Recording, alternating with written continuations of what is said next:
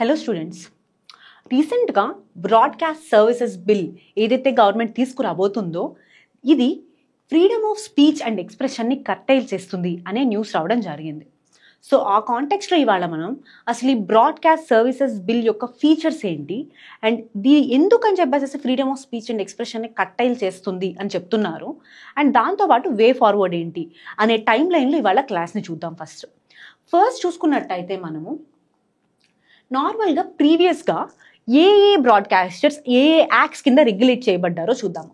First TV చూసుకున్నట్టయితే cable TV act 1995 కింద regulate చేయబడి ఉంది.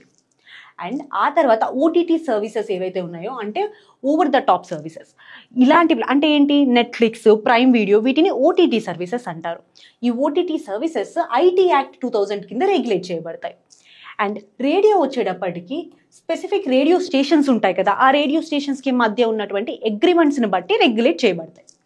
అండ్ ఆ తర్వాత ట్రాయ్ కూడా టారిఫ్స్ని రెగ్యులేట్ చేసేది. అంటే telecom regulatory authority of India act 1997 ప్రకారము ఇది టారిఫ్స్ అంటే టెలికామ్ యొక్క క్వాలిటీ ఏంటి అండ్ ఆ తర్వాత ఎంత ప్రైసెస్ పెడుతున్నారు వీటిని ఈ యాక్ట్ రెగ్యులేట్ చేస్తుంది అనమాట. సో ఇవి ప్రీవియస్గా ఉన్నటువంటి యాక్ట్స్. అండ్ దాంతోపాటు కీ యాక్ట్స్ చూసుకున్నట్టయితే cable TV act, ప్రసార్ Bharati act, ఇది స్పెసిఫిక్గా దూరదర్శన్కి సంబంధించినటువంటి బ్రాడ్కాస్టింగ్ సర్వీసెస్ని చూసుకుంటుంది.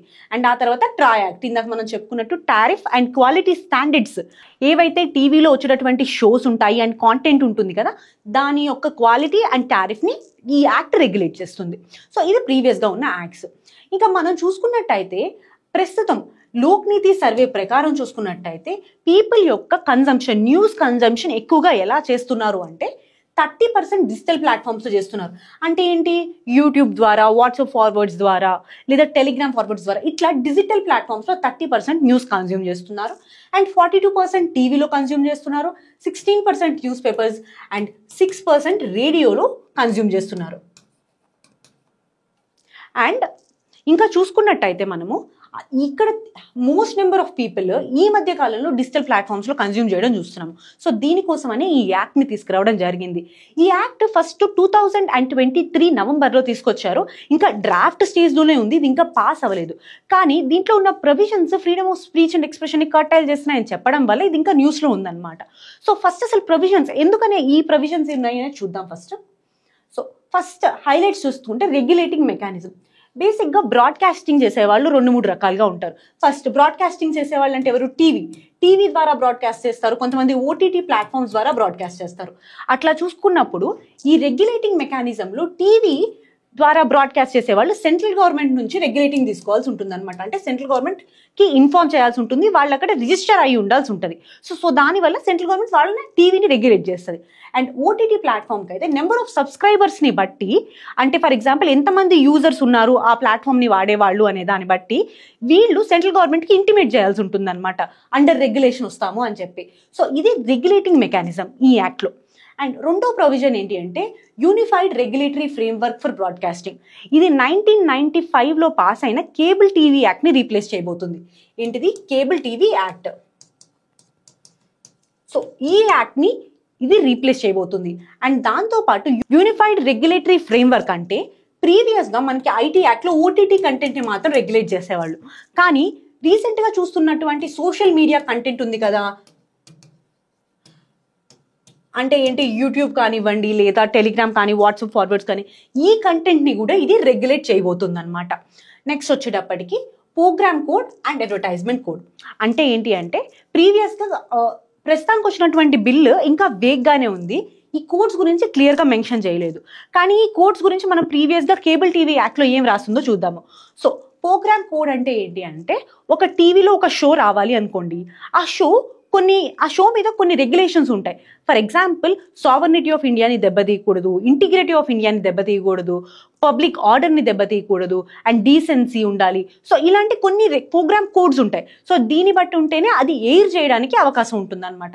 దీన్నే ప్రోగ్రామ్ కోడ్ అంటారు. ఇప్పుడు ఈ ఓటీటీ ప్లాట్ఫామ్స్కి అట్లానే ఈ సోషల్ మీడియా ఉంది కదా, వీటి అన్నిటి మీద ఈ programme code and advertisement code వర్తిస్తుంది అనమాట. నెక్స్ట్ వచ్చేటప్పటికి రెగ్యులేషన్. సో రెగ్యులేషన్ అంటే ఏంటి, వాళ్ళు ఏదైతే కంటెంట్ ఇస్తున్నారో ఆ కంటెంట్ మీద రెగ్యులేషన్. సో రెగ్యులేషన్ అనేది 3 స్టెప్స్లో చెప్తారు వీళ్ళు. ఫస్ట్ వచ్చేటప్పటికి సెల్ఫ్ రెగ్యులేషన్. అంటే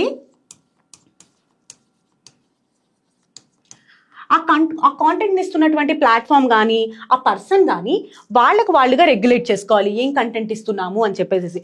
రెండోది సెల్ఫ్ రెగ్యులేటింగ్ బాడీస్.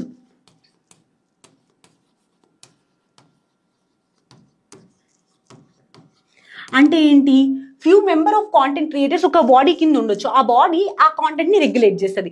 మూడోది వచ్చేటప్పటికి బ్రాడ్కాస్టింగ్ అడ్వైజరీ కౌన్సిల్. సో ఈ కౌన్సిల్లో మొత్తం సెంట్రల్ గవర్నమెంట్ మెంబర్స్ని అపాయింట్ చేస్తుంది. వీళ్ళు ఈ OTT platforms and social media platforms ఏవైతే ఉన్నాయో దాన్ని రెగ్యులేట్ చేస్తారు. ఇది 3 లెవెల్స్లో regulation. And next content evaluation team. అంటే ఏంటి అంటే ఒక షో కానీ ఒక ప్రోగ్రామ్ కానీ బయటికి వచ్చే ముందు ఆ కాంటెంట్ ఏదైతే ఉంటుందో దాన్ని ఎవాల్యుయేట్ చేయడానికి ఒక టీం ఉండాలి అని చెప్పడం జరిగింది. ఈ టీంని ఎవరు మెయింటైన్ చేయాలి, ఆ కాంటెంట్ ఎవరైతే ఇస్తున్నారో వాళ్ళు ఈ టీంని మెయింటైన్ చేయాల్సి ఉంటుంది. సో ఈ కాంటెంట్ ఎవాల్యుయేషన్ టీంలో కొంతమంది, అంటే నెంబర్ ఇంకా స్పెసిఫై చేయలేదు, బట్ ఇంకా ఎవరెవరు ఉండాలి అనేది చెప్పడం జరిగిందట. అదేంటి అంటే ఉమెన్కి సంబంధించి అండ్ చిల్డ్రన్కి సంబంధించి మాట్లాడడానికి. సో ఈ ఎవాల్యుయేషన్ టీంలో ఇలాంటి మెంబర్స్ ఉండాలి అనేది చెప్పడం జరిగింది. అండ్ ఆ తర్వాత accessibility for persons with disabilities. So వీళ్ళ యొక్క యాక్సెసిబిలిటీ కోసం సోషల్ మీడియా ప్లాట్ఫామ్స్ కానీ ఓటీటీ ప్లాట్ఫామ్స్ కానీ సైన్ లాంగ్వేజ్ ఇంటర్ప్రిటేషన్స్, ఇంకా దాంతోపాటు sub titles, audio pronunciations, so ఇలాంటివి ఇవ్వాల్సి ఉంటుంది యాక్సెసిబిలిటీ కోసం. అండ్ ఈ పైన రూల్స్ అండ్ రెగ్యులేషన్స్ ఏమైనా కంప్లై అవ్వకపోతే వాళ్ళ మీద పెనాలిటీస్ ఉంటాయి, ఇంప్రిజన్మెంట్ ఉండే అవకాశం ఉంటుంది. అండ్ దాంతోపాటు డిస్ప్యూట్ రిజల్యూషన్కి కూడా ఒక మెకానిజం అయితే ప్రొవైడ్ చేశారు. సో ఇది ఈ డ్రాఫ్ట్ బిల్ యొక్క హైలైట్స్. కానీ ఇప్పుడు మనం ఏం చూస్తాము అంటే ఈ బిల్ వల్ల ఎలా freedom of speech and expression అనేది కట్టేల్ అవుతుంది అని చెప్పి అంటున్నారు. అంటే ఫస్ట్ చూసుకున్నట్టయితే ఫస్ట్ది ఈ బిల్లులో టెక్స్ట్ని కూడా ఇంక్లూడ్ చేశారు. అంటే ఇది వరకు కాంటెంట్ అంటే ఏంటి, ఆడియో విజువల్ కాంటెంట్ని మనం కాంటెంట్ అనేవాళ్ళు అనమాట, రైటింగ్ కానీ సిగ్నల్స్ కానీ ఇమేజెస్ కానీ. కానీ ఈ బిల్లో టెక్స్ట్ని కూడా ఇంక్లూడ్ చేశారు. అంటే ఏంటి, ఇందులో ట్విట్టర్లో ఒక ట్వీట్ చేసినా సరే వాళ్ళ యొక్క ఫ్రీడమ్ ఆఫ్ స్పీచ్ని కట్టేల్ చేయొచ్చు. అంటే వాళ్ళ ట్వీట్స్ మీద కూడా పనిష్మెంట్స్, ఇంప్రిజ్మెంట్స్ చేసే అవకాశం ఉంటుందన్నమాట. నెక్స్ట్ ఇష్యూ చూసుకున్నట్టయితే యూట్యూబ్లో ఎవరైనా సరే మానిటైజ్ చేస్తున్నా, లేకపోతే వాళ్ళ కాంటెంట్ని వేరే దాంట్లో ఎక్కడైనా మానిటైజ్ చేస్తున్నా వాళ్ళ advertisement code and programme code ఏదైతే చెప్పుకున్నామో మనం ఇందాక, వీటికి సబ్స్క్రైబ్ అయ్యి ఉండాల్సి ఉంటుంది. అంటే ఈ కోడ్ని పాటించాల్సి ఉంటుంది. ఒకవేళ పాటించకపోతే ఆ ప్రోగ్రామ్ని డౌన్ చేసే అవకాశం ఉంటుంది అనమాట గవర్నమెంట్కి. అండ్ మూడోది వచ్చి ఇన్స్పెక్టింగ్ ఆఫీసర్.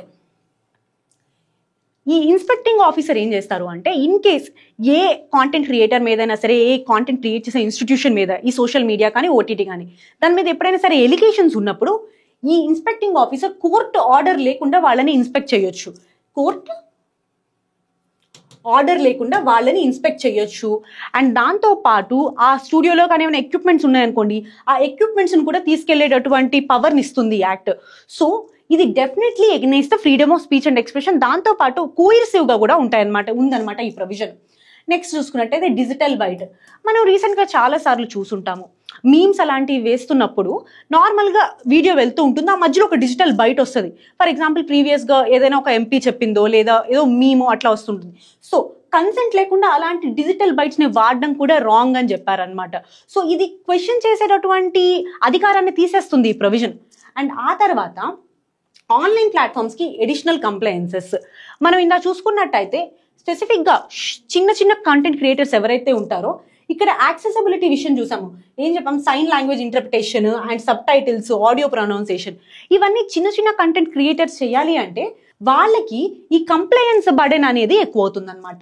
నెక్స్ట్ చూసుకున్నట్టయితే సెలెక్టివ్ టార్గెటింగ్ ఆఫ్ జర్నలిస్ట్. చాలా ప్రెస్ అసోసియేషన్స్ ఇదే చెప్పాయి, ఈ యాక్ట్ స్పెసిఫిక్గా జర్నలిస్ట్ని టార్గెట్ చేస్తుంది అని చెప్పి. ప్రీవియస్గా ఈ యాక్ట్ యొక్క డ్రాఫ్ట్లో మనకి ఈ యాక్ట్ ఎవరి మీద అప్లికబుల్ అవుతుంది అంటే సిటిజన్స్ ఆఫ్ ఇండియా అని చెప్పడం జరిగింది. సో ఇప్పుడు సిటిజన్స్ ఆఫ్ ఇండియా అనేది తీసేసి సిటిజన్స్ అని పెట్టుంచారు. ఎందుకనంటే ఫారెన్ కంట్రీస్లో ఎవరైనా సరే ఈ కాంటెంట్ క్రియేట్ చేస్తున్నా అక్కడ ఉన్నటువంటి వాళ్ళ మీద అయినా సరే ఈ ఎఫెక్ట్ తీసుకునే, అంటే వాళ్ళని నియంత్రించగలిగేటటువంటి పవర్ కలిగి ఉంది అని అర్థం. నెక్స్ట్ చూసుకున్నట్టయితే కంటెంట్ ఎవాల్యుయేషన్ కమిటీ. మనం ఇందాక ఇక్కడ ప్రొవిజన్స్లో చెప్పాం కంటెంట్ ఎవాల్యుయేషన్ కమిటీస్ ఉండాలి అని చెప్పి. ఎందుకు, ఒక షో అనేది కానీ ఒక కంటెంట్ అనేది కానీ బయటకు వచ్చే ముందు దాన్ని ఎవాల్యుయేట్ చేయడానికి ఒక కమిటీ ఉండాలి అని చెప్పాము అనమాట. సో అయితే ఇక్కడ ఈ కంటెంట్ ఎవాల్యుయేషన్ కమిటీతో ఉన్న ప్రాబ్లం ఏంటి అంటే ఈ కంటెంట్ ఎవాల్యుయేషన్ కమిటీలో మెంబర్స్ ఉంటారు కదా, ఈ మెంబర్స్ యొక్క డీటెయిల్స్ మొత్తం గవర్నమెంట్కి ఇవ్వాల్సి ఉంటుంది. సో దానివల్ల ఏంటి, వాళ్ళ ప్రైవసీకి ఇబ్బంది. అండ్ దాంతోపాటు ఈ కంటెంట్ ఎవాల్యుయేషన్ కమిటీని ఆ యూట్యూబర్ కానీ, ఆ కంటెంట్ క్రియేటర్ కానీ, ఆ ఇన్స్టిట్యూట్ ఓటీటీ ప్లాట్ఫామ్ ఎవరైతే ఉన్నారో వాళ్ళే పెట్టుకోవాల్సి ఉంటుంది. సో ఫినాన్షియల్గా కూడా ఇది ఇబ్బందికరమైనటువంటి ఇష్యూ, స్పెసిఫిక్గా చిన్న కంటెంట్ క్రియేటర్స్కి. అండ్ నెక్స్ట్ చూసుకున్నట్టయితే బ్రాడ్కాస్ట్ అడ్వైజరీ కౌన్సిల్. మనం ఇందాక చెప్పుకున్నాం కదా, ఈ సెల్ఫ్ రెగ్యులేషన్లో థర్డ్ లెవెల్ది బ్రాడ్కాస్ట్ అడ్వైజరీ కౌన్సిల్ అని చెప్పేసి. ఈ బ్రాడ్కాస్ట్ అడ్వైజరీ కౌన్సిల్లో ఉన్నటువంటి మెంబర్స్ అంతా గవర్నమెంట్కి సంబంధించినటువంటి మెంబర్స్, అంటే all members are appointed by government.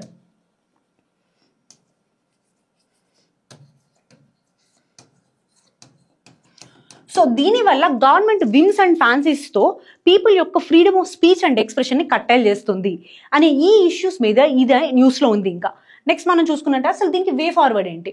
So ఏదైనా యాక్ట్ కానీ పాలసీ కానీ తీసుకొచ్చినప్పుడు స్టేక్ హోల్డర్ యొక్క కన్సల్టేషన్ అనేది ఇంపార్టెంట్. అంటే ఏంటి, సిటిజన్ గ్రూప్స్ ఉంటాయి అండ్ ఇండస్ట్రీ పీపుల్ ఉంటారు, దాంతోపాటు కాంటెంట్ క్రియేటర్స్ ఉంటారు. సో ఈ బిల్కి సంబంధించి ఎవరైతే ఉన్నారో ఆ స్టేక్ హోల్డర్స్ యొక్క కన్సల్టేషన్తో బిల్ బయటికి రావాల్సి ఉంటుంది. అండ్ నెక్స్ట్ మీడియా లిటరసీని ప్రమోట్ చేయాలి. ఇది ఫర్ ఎగ్జాంపుల్ మనం చూసుకున్నట్టే సింగపూర్లో కానీ, ఆస్ట్రేలియాలో కానీ ఇలాంటి కంట్రీస్లో మీడియా లిటరసీని పెంచుతారనమాట. అంటే పీపుల్లో ఎలాంటి కంటెంట్ని కన్జ్యూమ్ చేయాలి, ఎలాంటిది కన్జ్యూమ్ చేయకూడదు, అసలు ఏది ఫ్యాక్ట్ వాళ్ళు చెప్పే దాంట్లో, ఏది ఫ్యాక్ట్ ఏది అబద్ధం ఎట్లా తీయాలి. సో ఇలాంటి అవేర్నెస్ని కొన్ని కంట్రీస్ క్రియేట్ చేస్తాయి. సో అలాంటి మీడియా లిటరసీని మన పీపుల్కి కూడా మనం క్రియేట్ చేసుకోగలగాలి. నెక్స్ట్ మీడియా కూడా రెస్పాన్సిబుల్గా ఉండాలి. మీడియాని fourth pillar of the democracy అంటారు. సో ఆ పేరుకు తగ్గట్టు అది ట్రాన్స్పరెంట్గా, అకౌంటబుల్గా చేయాల్సి ఉంటుంది. అయితే మీరు కామెంట్ సెక్షన్లో ఫ్రీడమ్ ఆఫ్ స్పీచ్ అండ్ ఎక్స్ప్రెషన్కి సంబంధించినటువంటి ఆర్టికల్స్ ఏంటి, ఫండమెంటల్ రైట్స్ అనేది చెప్పండి. Thank you.